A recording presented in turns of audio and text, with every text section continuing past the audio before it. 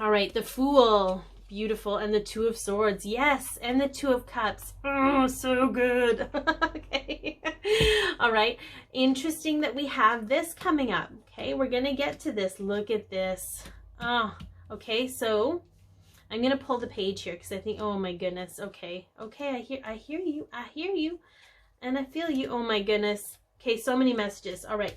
All right, we'll end there because this is so good. So again, this is sort of, I feel the Fool and the Knight of Swords is very much that Knight of Swords, or Two of Swords is very much that Knight of Swords energy, right? Wanting to leap out into the unknown and just thrive, but being afraid because you don't have all the answers of what that's going to look like. Not being able, sort of holding yourself back and afraid to move forward because you can't see everything. And it's all hindering on this concept of what a relationship needs to look or be like. Okay. Because there's a huge part of the collective that's still shaping how they feel around what something looks like or how something should look like or should be, versus just honoring the feeling. So oftentimes with clients, and they're bringing this up to me, oftentimes with clients, I'll be like, what do you feel when you look at your divine counterpart? Okay, because it's not about what they're doing. It's not about their job. It's not about who they're with. It's not about how they are with you. Even when you look in their eyes, what is that feeling? Okay, it's all about coming back to that feeling and that spark and that feeling inside and letting that drive you versus all of these conditional things we put on ourselves and our counterpart. Okay, so I think this is super interesting because we have the Knight of Coins in reverse, and I instantly heard stubbornness. Okay, and we have third-party situation, and we have the Ten of Swords. Okay, so it's almost like, and I'm going to go off a little bit on this, and whether it resonates or not, again, just take what resonates, take what's yours, don't worry about the rest. But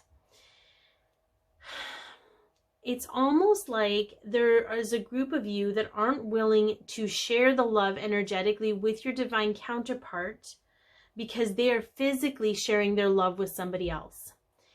And that's going to take a major ego death, take a step back from the ego, because this connection is energetic at its core.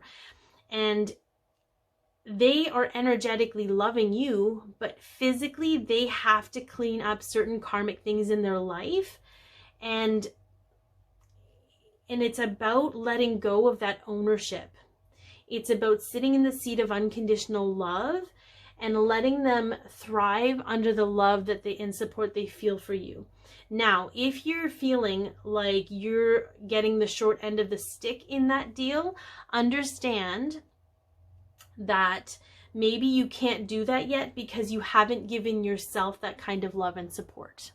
Because when you give yourself that kind of love and support, when you give yourself that unconditional love, you're more willing and more vulnerable to give it to your divine counterpart and to others because you're fulfilled on a completely different level. So just know that that might come up a lot this week, feminines, around, are you being stubborn? Are you withholding love from your masculine because they aren't showing up for you in the physical?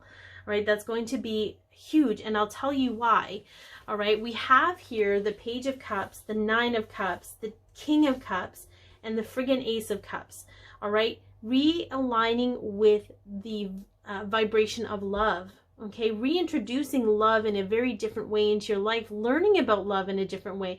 How you learned about love and how you learned to interact with relationships and your beliefs around those have everything to do with how you learned, but it's not the core of love. It's not the core of the love you feel inside, right?